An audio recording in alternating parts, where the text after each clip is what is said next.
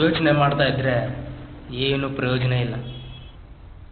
ನಾವು ಇದೊಂದು ಡೀಲ್ ಮಾಡಿದ್ರೆ ಸಾಕು, ಬಾಂಬೆಗೆ ಹೋಗಿ ಸೆಟ್ಲ್ ಆಗ್ಬೋದು.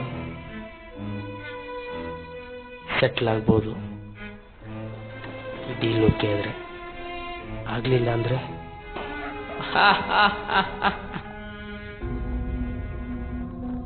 ನಿನ್ಗೆ ನಿನ್ ಮೇಲೆ ಕಾನ್ಫಿಡೆನ್ಸೇ ಇಲ್ಲ.